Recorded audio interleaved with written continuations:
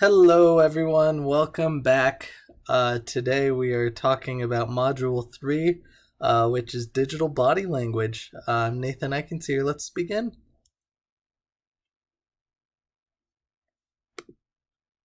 So this is the model I made for communication channels and how I would best select idealizing those communication channels for the different groups that I speak to on a day-to-day basis.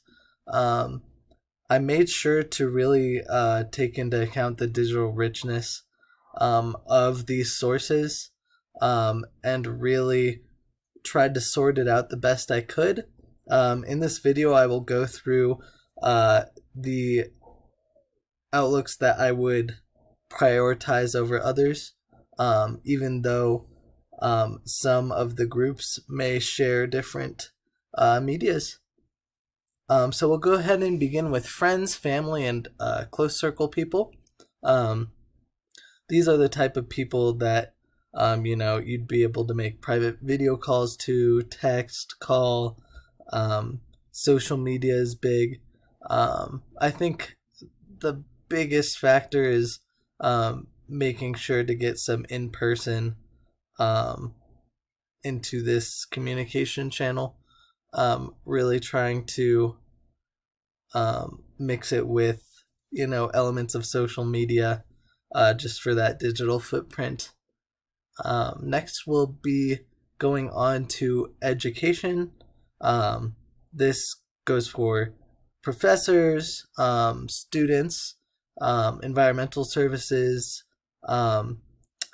With the uproar of COVID and lockdowns, I think a big resource that we have is sanctioned video calls, like Zoom, for example, and even like a class like this class where it is asynchronous. I think it's very important to recognize that as a source. And just to go back to friends, family, and close circle really quick, I realized that I forgot to mention virtual reality. This goes for like video games, things like that. I feel like a great way to bond digitally with friends and family. And to continue with education, email is probably what I would prioritize as a communication channel for education, just because it is a very direct way to reach someone with keeping that professional mantra. Next, I will be explaining employment. This includes employers and employees, also coworkers.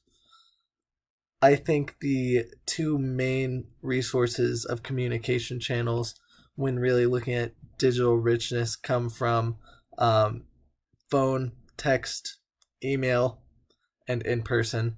To go into like phone, text, and email, with employment, it is important to keep that same professionalism, but it is understood that there may be a little more of an urgency depending on your field.